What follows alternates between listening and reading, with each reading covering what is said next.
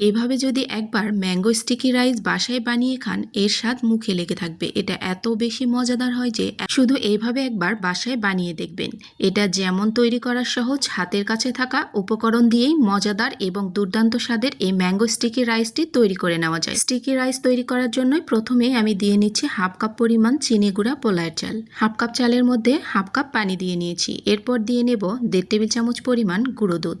তবে আপনার sticky rice রান্না করার জন্য এখানে বিন্নি চাল ব্যবহার করতে পারেন। তবে আমার হাতের কাছে ছিল না, এটা দিয়ে তৈরি করেছি। তবে এটাও বেশ খেতে মজাদার হয়েছে। সামান্য একটু লবণ দিয়ে নিয়েছি।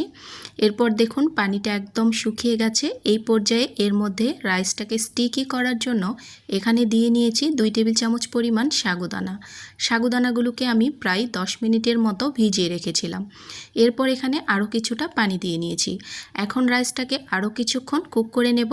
তো এই পর্যায়ে দেখুন সাগুদানাটা পুরোপুরি সেদ্ধ হয়ে রাইসটা কতটা স্টিকি হয়ে গেছে।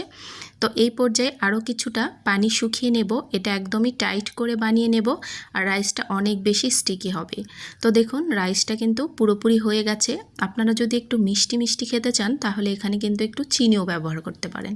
তো আমি এখানে কোনো চিনি ব্যবহার করিনি। পুরোপুরি এটাকে আমি একদমই আঠালো করে সেদ্ধ করে নিয়েছি। এটাকে নামিয়ে রেখে দিয়েছি ঠান্ডা করার জন্য। এরপর আমি একটা ক্রিম বানিয়ে নেব। তো এখানে হাফ কাপ পরিমাণ দুধের সাথে এখানে 3 টেবিল চামচ পরিমাণ গুঁড়ো দুধ নিয়েছি। আপনারা এই ক্রিমটা কিন্তু নারিকেলের দুধ দিয়েও বানিয়ে নিতে পারেন। তবে এই ক্রিমটাও খেতে বেশ মজাদার। এখানে কোনো চিনি ব্যবহার করব না। নাড়াচাড়া করে ক্রিমটাকে একটু ঘন বানিয়ে নেব। তো দেখুন 5 থেকে 6 মিনিট জাল করার পরে ক্রিমটা একদম রেডি হয়ে গেছে। তো এটা ঠান্ডা হওয়ার পরে আরও কিছুটা ঘন হবে। এইভাবেও ক্রিম বানিয়ে স্টিকি রাইসে ব্যবহার করে খেয়ে দেখবেন, অসম্ভব মজাদার হয়। তো এটা আমি নামিয়ে রেখে দিয়েছি। এখন আমি আমের প্রিপারেশন করে নেব। তো এখানে আমটাকে স্লাইস করে কেটে নিচ্ছি, একটু পাতলা করে কেটে নেব। তো আমি এখানে প্রায় 4 পিসের মতো আম ব্যবহার করেছি। তো আপনি যতটুকু আম খেতে পছন্দ করবেন সেই অনুযায়ী ব্যবহার করবেন। তো আমের পরিমাণটা একটু বেশি করে নেবেন, খেতে বেশ ভালো লাগে। তো আমি এটাকে সাজিয়ে নিয়েছি। তো আমি মাঝখানে এই রাইসটাকে রেখেছি, আর চারিদিক থেকে দুধে যে ক্রিমটা বানিয়েছিলাম এটা উপর থেকে দিয়ে নিচ্ছি।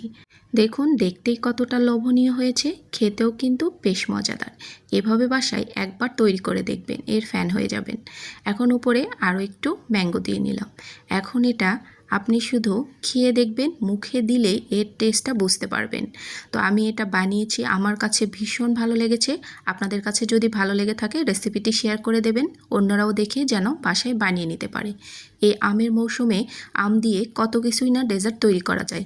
আজকের এই ডেজার্টটি আপনাদের কাছে ভালো লেগে থাকলে অবশ্যই একটি লাইক কমেন্টস করে যাবেন।